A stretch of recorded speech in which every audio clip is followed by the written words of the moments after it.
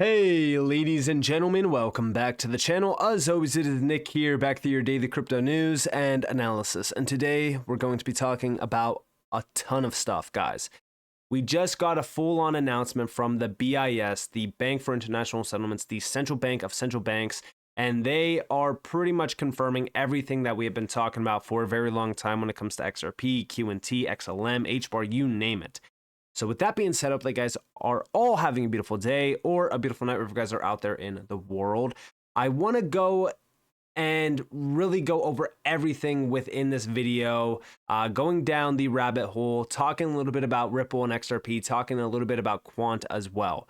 So here's the full-on announcement from the BIS. Project Agora will explore tokenization of wholesale central bank money and commercial bank deposits on programmable platforms. But they're not even telling you exactly what they're saying here. It's mainly talking about tokenization of cross-border payments. This is a major project as they are talking about here.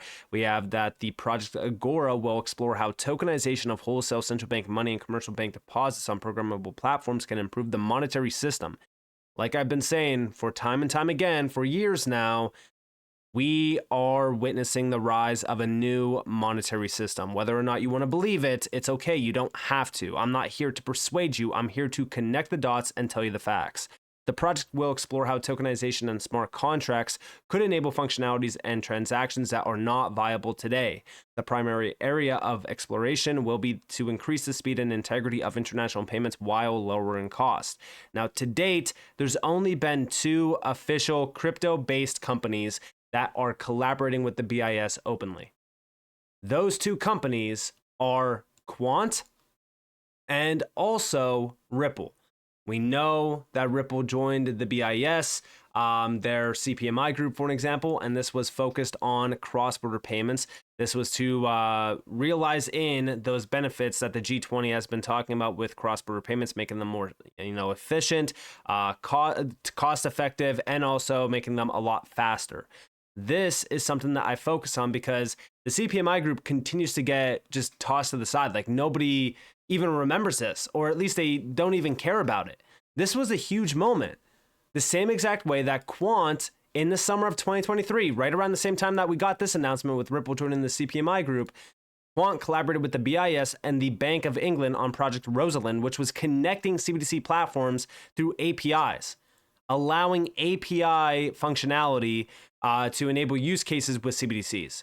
And this is cross-border payments. This is pretty much automated payments, anything that you can think about. But within this, right, there's a lot of focus put on the idea of an enhancement of the monetary system, tokenization of money, tokenization of pretty much everything. This confirms what we've been talking about when it comes to tokenization.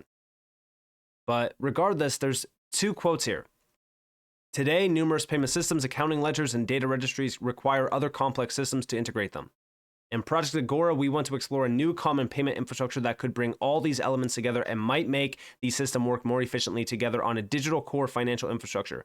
We will not just test the technology, we will test it within the specific operational, regulatory, and legal conditions of the participating currencies together with the financial companies operating in them. And the interesting thing here is it's together with the financial companies operating in them. What companies are these? We don't know. They're not mentioning anything. But we do know that the BIS is openly collaborating with the private and the public sector to realize in this. Tokenization combines the record-keeping function of a traditional database with the rules and logic that govern transfers. With Project Agora, we aim to improve existing capabilities and enable new ones, all based on the proven foundations of the 2-tier monetary system with central banks at the core.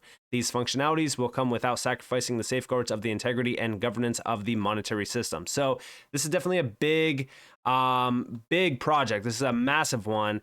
And it's something that I want everyone out there to realize in terms of how big this actually is. Like things are happening, whether or not you want to, agree with me or not, that's okay. You don't have to. These are major steps towards what we've been talking about for years when it comes to XRP, QNT, or any digital asset. We even have down here that this major public-private partnership will seek to overcome several structural inefficiencies in how payments happen today, especially across borders, which add a layer of challenges, different legal, regulatory, and technical requirements, operating hours, and time zones. plus the increased complexity of carrying out financial integrity controls against money laundering and customer verification, which today are often repeated several times for the same transaction, depending on the number of intermediaries involved.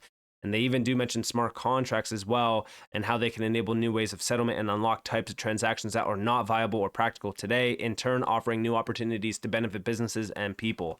So yeah, I mean, this is a huge announcement, and this is also a part of what the BIS has been telling us for a while now. Going back to January, actually, of this year, they announced 6 projects, and it was all based around CBDCs, tokenization, you name it. And it's even cybersecurity, fighting financial crime, CBDCs, and even green finance. And we've gone over some of these projects. We've talked a little bit about them. Again, everyone will say, oh, well, this is bad for crypto because it's cutting out all of those projects and all of these, companies. But realistically speaking, we know that the BIS is openly collaborating with at least 2 crypto companies, Ripple and Quant. Now, I would argue that there's probably other collaborations that we don't know about. Maybe there's NDAs. We don't know, right? But these are 2 that we can basically say, hey, they are a part of this. But outside of that, right? They also have been pushing major projects outside of just this announcement. Here's one from January 11th. BIS Innovation Hub, Swiss National Bank and the World Bank launched Project Promesa to test tokenization of financial instruments. Again, this was a big update because this is all addressing the G20's better, bigger, and more effective multilateral development banks through substantially increasing their financing capacity. That's what these challenges are, and that's what a lot of these POCs are kind of working towards. And even the G20's mission with cross-border payments, that's being addressed through the CPMI group with Ripple. And even when you go back to a lot of these tokenization endeavors, even Project Agora, it's focused on improving cross-border payments to really kind of address what the G20 wants for cross-border payments. But all of this is fully focused on the tokenized economy that is rising. Over here, this was November of 2023, IMF, World Bank, and the BIS, and first tokenization collaboration. Like, this is not a joke. Like, things are happening. I don't care about the price action today. I will openly tell you guys that right now. People can complain about the price action of XRP. They can complain about the price action of QNT. This is a much larger picture. Everyone that's focused on the small things right now, they're not seeing how big of a move this actually is. But also, January 23rd, BIS Innovation Hub agenda, tokenization amongst most ambitious projects. So right now, everyone's worried about, oh, when's XRP going to pump? We're talking about a market that's just scraping almost $3 trillion in market cap. The entire crypto market. Tokenization is much bigger than what anyone out there assumes. I put out a post back in June, actually, of 2023, right around the summertime. This is when they started talking about tokenization heavily. I said 867 trillion. That was the predicted amount by the World Economic Forum back in 2021. Today, this figure is probably well over $2 quadrillion. That blockchain technology could disrupt from tokenization. The path forward is so damn clear to me that crypto is the future. This is a once-in-a-lifetime opportunity. The change that will come from blockchain and DLT over the next decade will reshape our lives. This will be bigger than any technology revolution we have seen.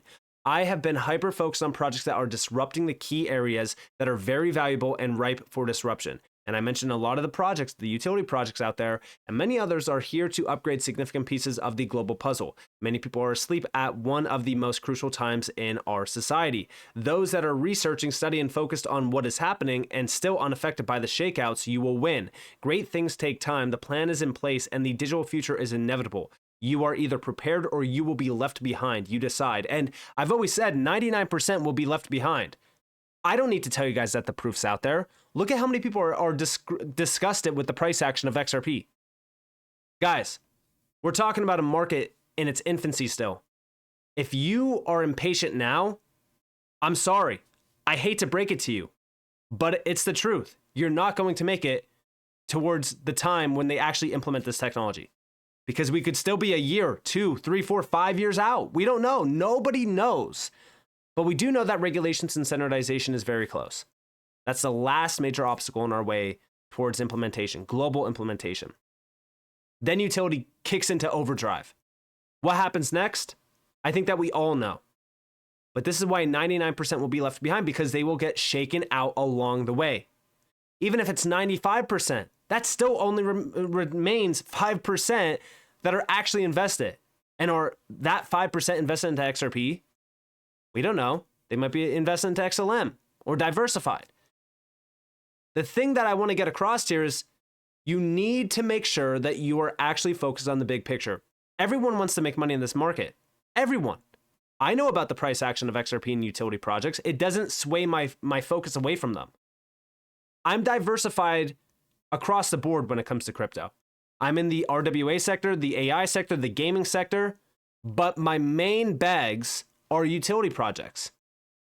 I utilize the profits from those other bags and I put it into utility projects that are not moving because I know what's going to happen. And I'll take profits, but I'll always keep a percentage allocated to utility projects that I will never sell because I know that we are witnessing a much bigger move from all of these big players.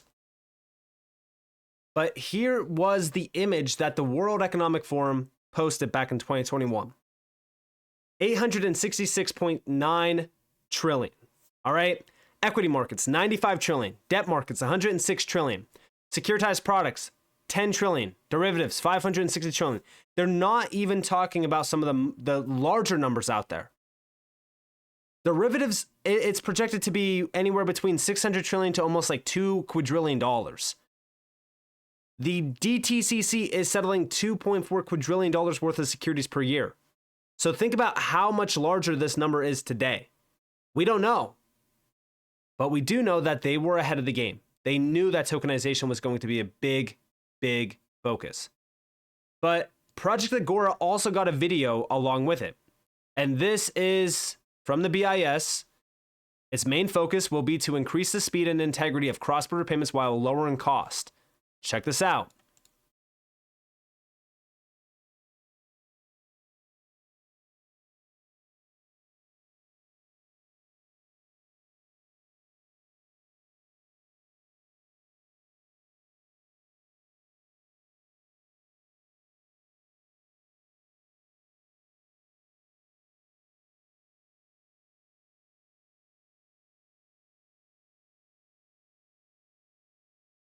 So there you guys have it. Now, I know that there was no audio in there, but I just wanted to skim by and really kind of show you what they were trying to address, right? What they are addressing in this video is how wholesale cross-border payments happen today. This is a process, right? You have the payer, it going to the bank, the payment system, then it goes into the correspondent bank. That left side is the payer's side. On the right side is the payee side. So it has to go through major checks here. You have the information checks at the bank, the payment system, and even the correspondent bank. And then on the other side, it's the same exact thing. But payment messages after a failure in information check can happen, which is that X there, right? But things don't always go smoothly. All it takes is one step on here to fail. For that transaction to fail, for you to incur a fee, and still have that payment fail, like there's a lot of problems. But this is Project Agora. We have the actual platform, which is a synchronous transaction. This is the smart contract. But then you have the bank, the central bank, the correspondent bank, and that's it, right? So you're cutting out, all that you're really cutting out is the payment system, right? You still have the bank, the central bank, and the correspondent bank. All that's changing is the payment system. This platform will act as that payment system, but they don't give us a lot of information on what they're using. All they gave us in the press release was the companies, right? There's going to be companies alongside this. I think it was at like the bottom down here. But regardless, they don't actually tell us what companies they're using. They don't tell us, who's involved. It's just a private public relationship. But we know some of the players that are involved on the CPMI group, and I would argue that, considering the fact that this is focused on cross-border payments, I wouldn't be surprised if Ripple was one. I also wouldn't be surprised if Quant was on this list, considering the fact that they have been collaborating with API functionalities, with CBDCs, and use cases around that. And again, this is with the underlying infrastructure and blockchain platform. Overledger, which is focused on secure smart contracts, interoperability of central bank ledgers, you name it. But outside of this, we know that Ripple has been fully focused on the tokenized economy. They already gave us a 3-part insight on tokenization. The first one was the emerging tokenized economy, part 1, where they broke down tokenization and how fast it is becoming a big focus point.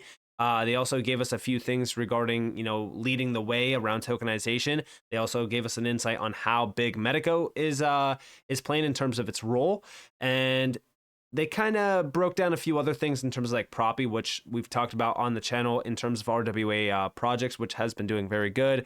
But regardless, tokenization is here to stay, as they do mention at the bottom. And then part 2 also kind of broke down their new value report and how big businesses will become in terms of them tapping into tokenization. And then we also get the XRP ledger mentioned down here in terms of utility and also even liquidity. Industries at the forefront of tokenization as well, just kind of giving us an insight on, the building blocks of the tokenized economy, which we got a little bit of an insight into, which is enabling liquidity on and off ramps, custody, compliance. And then again, the path forward is liquidity. Liquidity is the focus point. And here's unlocking liquidity in the tokenized economy, part 3. This was at the beginning of March. Again, this being mentioned at the same exact time that we have the Liquidity Hub launching. We also have the AMM on the XRP Ledger launching. It all seems as though everything's kind of tied together here. And it's just kind of funny because for the longest time, we've always talked about liquidity when it comes to XRP and how constricted liquidity is on a global scale. Now we have all of these central banks talking about tokenization endeavors, tokenized platforms, ledgers. And one question still remains: how are they going to achieve enough liquidity for the tokenized economy to be realized in? Every single conversation that I've ever heard when it comes to tokenization is there needs to be market makers for it. There needs to be liquidity providers for it. Where's it all going to come from? What's going to happen? I could think of a few ways. XRP has always been, in my mind, the key to a lot of the liquidity issues. Now, is XRP the most liquid asset today? No. But with the AMM, it could be, which it could put it into a prime position to be that liquidity token for something like this in terms of the tokenized economy. But also, XRP unlocks a ton of trapped capital and also a ton of revenue opportunities as well, which could ultimately lead to liquidity. Again, we don't know what's going to happen, but in my opinion, Ripple definitely is a big player here. The BIS has been going all in on tokenization and on the digital asset space for a while. It really kind of just shows you where we are at right now. I mean, things are happening. So with that being said, I hope that you guys enjoyed the video. Definitely leave a like, subscribe, and turn notifications on if you did. Also, if you guys do want to go check out NordVPN, you guys are more than welcome to utilize my coupon code NCashOfficial. You could also go to nordvpn.com/NCashOfficial. There's going to be a link down in the description below, so it's in the comments below. You can get 4 months right now for free and also save up to almost $162 just by utilizing my link. So if you guys do want to go check this out, you guys are more than welcome to. NordVPN is my choice in terms of utilizing a VPN, and you can never be too safe. You can never have too many security layers when you are in the digital asset space. So if you guys do want to go check this out, you guys are more than welcome to. And with that being said, guys, thanks for watching. Peace out.